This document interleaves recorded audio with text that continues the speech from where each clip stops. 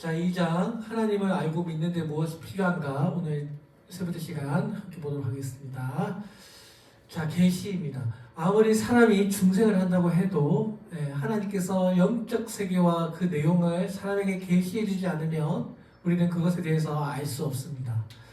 하나님은 인간에게 자신의 베일을 벗으시고 영적인 세계에 관한 일을 계시하셨습니다. 이 계시는 비밀한 것을 벗겨 드러내는 것을 의미합니다. 하나님께서 자신에게 관한 내용을 알려주시는 것을 우리가 계시라고 합니다. 이 계시에는 두 가지 형태로 나타나는데 일반 계시와 특별 계시입니다. 하나님의 계시는 역사 속에서 주어졌습니다. 우리 흔히 구약 시대에서는 이스라엘 백성들에게, 신약 시대에서는 로마와 헬라 문화 가운데서 하나님의 계시가 주어졌습니다. 그리고 이 계시의 최종적인 완성자는 바로 예수 그리스도입니다. 오직 예수님이 중심으로 온전한 구원의 진리가 우리 인류에게 최종적으로 계시되었습니다. 자, 일반 계시, 특별 계시가 있습니다. 일반 계시는 자연 만물과 인류 역사를 통해서 하나님의 솜씨와 권능이 나타나는 것을 말합니다. 그러니까 이 일반 계시는 우리가 보이는 모든 이런 자연 만물 있죠. 이런 일반적으로 보이는 것들, 이런 것을 우리가 일반 계시라고 합니다. 로마서 1장 20절에서 창세로부터 그의 보이지 아니하는 것들, 곧 그의 영원하신 능력과 신성이 그가 만드신 만물에 분명히 보여 알려졌나니 그러므로 그들이 편견치 못할지니라 라고 했습니다. 여기 보면 하나님의 능력, 신성이 어디에요? 모든 만물에 알려져 있다고 하는 것입니다. 그래서 우리가 이런 자연을 통해서도 하나님에 대해서 어느 정도 우리가 알아볼 수, 하나님의 존재를 우리가 이해하게 알아볼 수 있다는 것입니다. 시편 19편 1절 4절에 보면 하늘이 하나님의 영광을 선포하고 궁창이 그의 손으로 하신 일을 나타내는도다. 날은 날에게 말하고 밤은 밤에게 지식을 전하니 언어도 없고 말씀도 없으며 들리는 소리도 없으나 그의 소리가 온 땅에 통하고 그의 말씀이 세상 끝날까지 이르도다 하니 하나님이 해를 위하여 하늘의 장막을 베푸셨도다 라고 했습니다. 여기 보면 하늘이 하나님의 영광을 선포한다 라고 되어 있죠. 자, 이게 하나님께서 우리가 이 자연 만물을 통해서 우리 하나님을 알 수 있다는 것입니다. 그래서 이 자연 계시나 인간의 구조, 자연 현상을 통해서 하나님의 뜻을 아는 것을 말합니다. 자연 만물에도 하나님의 손길을 통해서 지음받았기 때문에 자연을 통해서 하나님의 존재를 우리가 알 수 있게 된다는 것입니다. 자, 특별 계시가 있습니다. 자, 이 특별 계시는 우리가 그 전까지 일반 계시는 특별 계시가 없어도 일반 계시를 통해서 어느 정도 하나님에 대해서 알 수 있었습니다. 그래서 하나님을 심지어 모르는 사람들조차도 그들의 양심 가운데 하나님의 도덕이 새겨져 있어서 하나님에 대해서 어느 정도는 알 수 있습니다. 일반적인 지식이 있기 때문에 이 세상에서 악이 제어되고 있고 선이 유지되고 있습니다. 그래서 불신자들도 이 양심이 있기 때문에 양심의 증거, 자연 만물과 양심의 증거 때문에 하나님의 존재를 인정합니다. 그러나 이 일반 계시도 일반 계시를 통해서만은 하나님에 대한 구원을 얻기에는 부족합니다. 전적인 타락으로 인해서 하나님의 계시를 올바로 수용할 수 있는 우리의 이 지적 인지 능력이 상실되었기 때문입니다. 일반 계시가 탐구의 대상이 될 수 있으나 영원한 세계에 대한 확신과 소망을 주기에는 불충분합니다. 자, 그래서 우리에게 뭐가 필요하나요? 특별 계시가 필요합니다.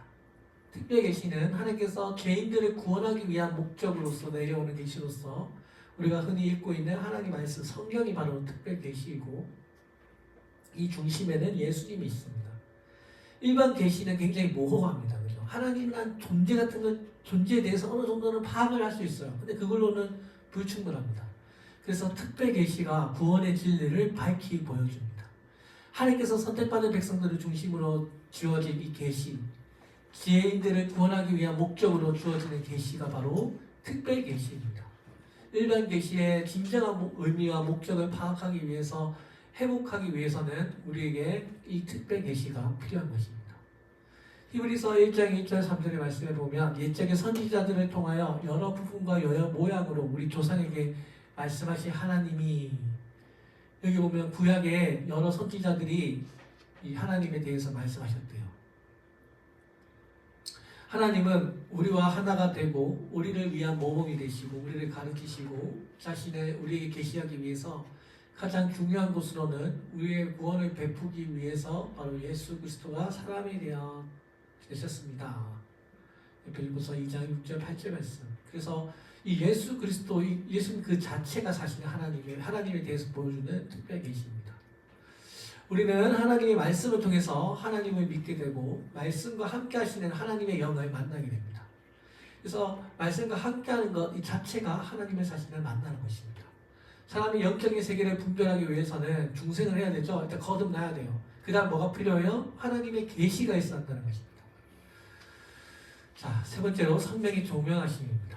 사람이 중생했고 하나님의 계시를 가지고 있어요. 근데 여기서 한 걸음 더 나아가서 우리가 이 하나님의 계시를 읽지만 이 깨달음이 필요하죠. 자, 성령의 조명하심, 성령의 어떤 우리의 어떤 성령의 이런 조명하심이 있어야 우리가 하나님의 뜻을 올바르게 분별할 수 있습니다.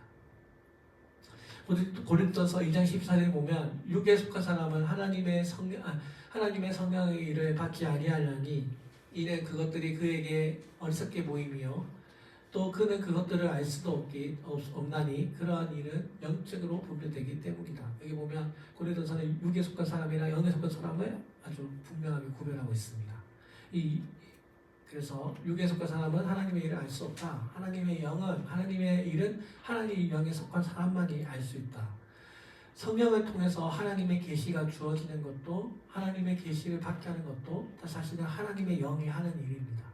하나님의 이 사람의 영혼은요, 성령 하나님께서 우리에게 알려주시지 않으면 우리는 알 수 없고 꺼진 등불과도 같습니다. 창세기 20장 27절에 보면 사람의 영혼은 여호와의 등불이라 사람의 깊은 속을 살피느니라 라고 했습니다. 자, 그래서 하나님을 떠나서는 성령 하나님의 계시 우리 조명하심을 떠나서는 우리는 하나님에 대한 뜻, 하나님에 대한 계시에 대해서 이해할 수 없다는 것입니다. 우리가 중생에서 처음 예수님을 믿을 때 우리는 법적으로 모든 형벌에서 면제를 받았습니다.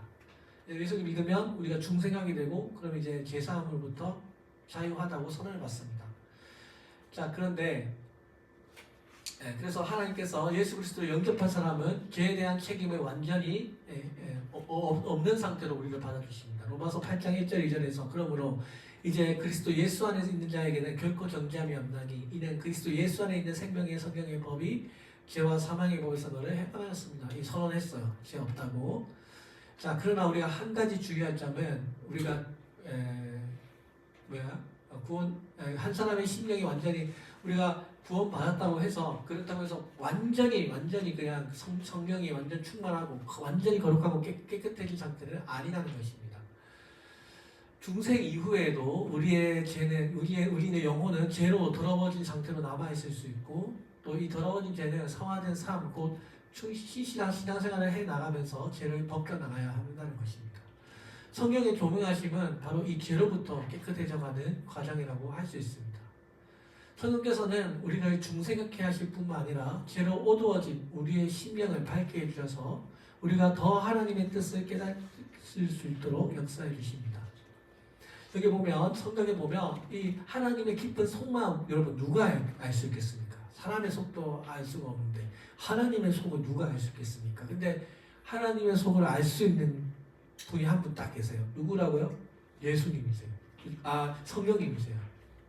자, 오직 성령님만이 하나님의 깊은 곳을 통찰하시면서 우리의 하나님의 깊은 마음을 알게 해주시고 또 하나님에 대한 것을 우리가 이해할 수 있도록 성령 하나님이 도와주십니다. 골로새서 1장 9절에 보면 이로써 우리도 듣던 날로부터 너희를 위하여 기도하기를 그치지 아니하고 구하노니 너희로 하여금 모든 신령한 지혜와 총명의 하나님의 뜻을 아는 것으로 채우고 사도행전 16장 14절에서 루아디아시에 사는 자세옥간 장사 하나님의 섬기는 루디아라고 하는 한 여자가 말을 듣고 있을 때 주께서 그 마음을 열어 바울의 말을 따르게 하신지라 라고 했습니다. 자, 여기 보면 하나님의 영이 우리의 심령을 열게 해주시고 우리 루디아 옥간 장사 루디아 아시죠? 루디아가 바울의 설교를 듣고 누가 이 그녀의 마음의 문을 열었다고 합니까? 하나님께서 그 주께서 그의 마음의 문을 열었다고 했습니다. 자, 여기 보면 주께서 루디아의 마음을 열어주셨다. 하나님께서 바울의 설교를 통해서 루디아의 마음을 활짝 열어주셨습니다. 하나님께서 이미 루디아가 하나님에 대해서 공경하고 있고 섬기는 아름다운 마음을 가진 사람이라는 것을 알았기에 그녀의 마음 깊이 들어오신 것입니다. 그리고 성령께서 그녀의 마음을 열고 찾아오신 것입니다. 그래서 이 루디아는 성령의 자주독한 장사, 그 당시에 굉장한 여성 CEO죠. 아주 돈을 많이 버는 여성 CEO 사업가였고 또 하나님을 잘 섬기는 사람이었습니다. 하나님께서 그녀를 마음의 문을 열어주시고 이 루디아를 통해서 최초의 유럽 교회인 이 빌립보 교회를 시작하게 됩니다. 오늘도 하나님께서 이 성령께서 성령의 조명하심으로 루디아의 마음을 활짝 열어주신 것처럼 또 그녀를 통해서 온 가족이 구원받고 또 이 빌립보 교회를 세운 것처럼 오늘 성령께서 우리 마음의 문을 활짝 열어주시기를 소망합니다.